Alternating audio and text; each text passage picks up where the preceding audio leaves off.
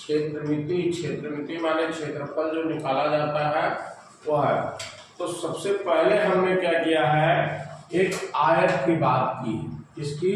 आयत। आयत की परिभाषा है कि आमने सामने की भुजा बराबर हो और प्रत्येक कोण 90 अंश होना चाहिए। जैसे ये है और ये है, ये एक आयत है, ए बी सी डी एक आयत है। इसका आमने सामने की भुजा इसके बराबर ये, इसके बराबर ये, और प्रत्येक कोण माने ये बी और सी और डी सभी क्या होने चाहिए? 90 अंश होने चाहिए। तो अब अगर ऐसा है तो सबसे पहले आता है आयत का परिमाप।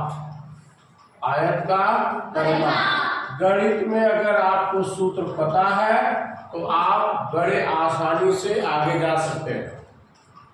आप सूत्र को याद करिए और उसको समझने का प्रयास करिए।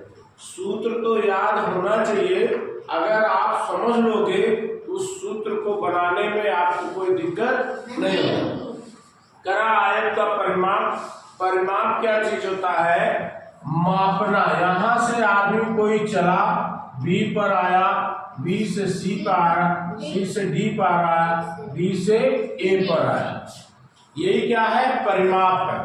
क्या है? परिमाप। तो हमने क्या किया, एक लंबाई लिया, एक चौड़ाई लिया, फिर लंबाई लिया, फिर चौड़ाई लिया, तो परिमाप बराबर हो गया लंबाई धन चौड़ाई धन, ये लंबाई हुई, ये चौड़ाई हुई, ये लंबाई फिर डी से ए पर क्या हो गया? चौड़ाई। जैसा हम जोड़ते हैं इसमें कितना लंबाई हो गया? 2, ये बराबर हो गया 2 लंबाई प्लस 2 चौड़ाई, ये भी 2 चौड़ाई। अब क्या करना, 2 इसमें से कॉमन निकाल लेना, 2 कॉमन निकाल लेना है। यहाँ पे क्या बचा? लंबाई। 2 तो कॉमन हो गया, क्या बचा? लंबाई धन 2 इधर आ गया, कॉमन हो गया चौड़ाई।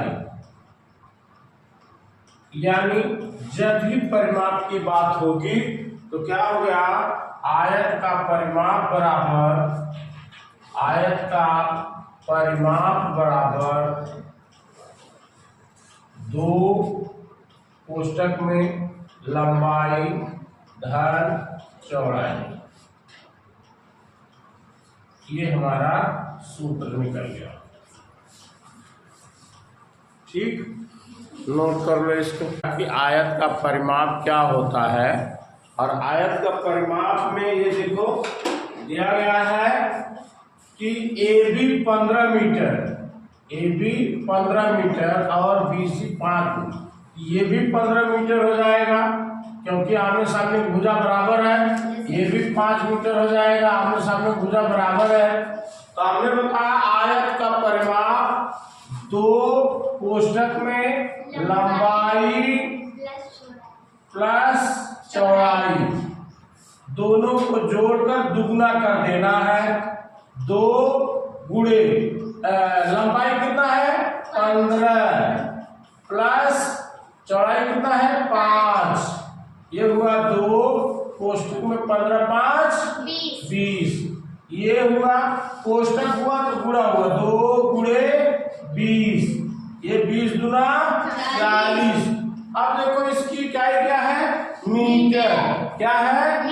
इसको लिख दिए 40 मीटर। अब यहां लिख सकते हो आयत का परिमाप बराबर 40 मीटर। अब ऐसे भी सीधे जोड़ सकते हो। 15 चारों भुजाओं की योग है ना, 15 5 20 20 20 15 35 35 5 40, ये है।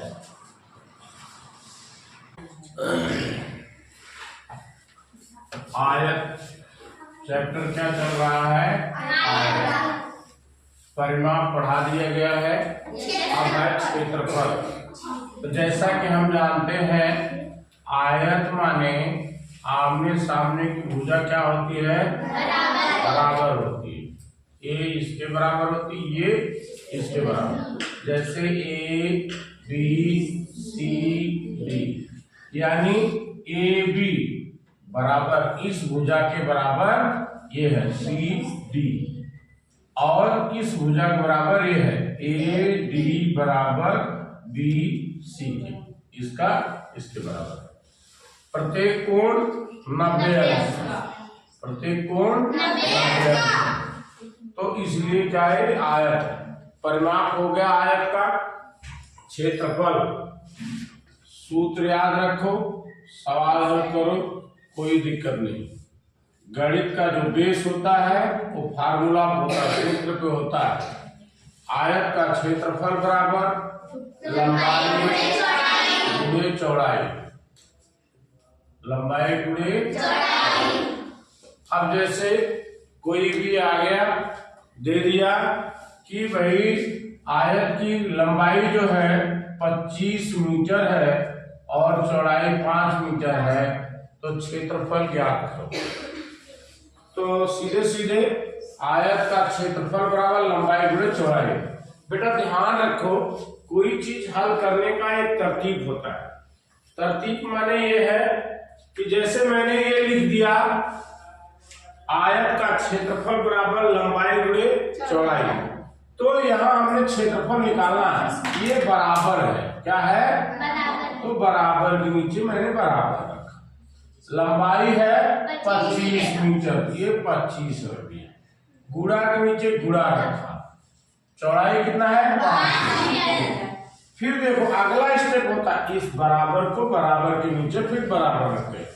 25 में गुणा किया, 5 पचे 25, से लगा 2, 5 दूनी 10, 10 2 12, 125 हो गया। अब क्षेत्रफल की जो इकाई होती है उसको वर्ग लिख देना। जब भी क्षेत्रफल की बात हो, परिमाप की जगह नहीं, लेकिन जब क्षेत्रफल की बात होगी तो वर्ग। अब ये मीटर में है, सेंटीमीटर में है, किलोमीटर में, वही रखना। या क्या है? मीटर। ये मीटर है, ये हमारा उत्तर। अब दे सकते हैं आप कि आयत का क्षेत्रफल, उत्तर आयत का क्षेत्रफल बराबर 125 वर्ग मीटर। ये लिख दो, तब समझ लीजिए हमारा उत्तर सही।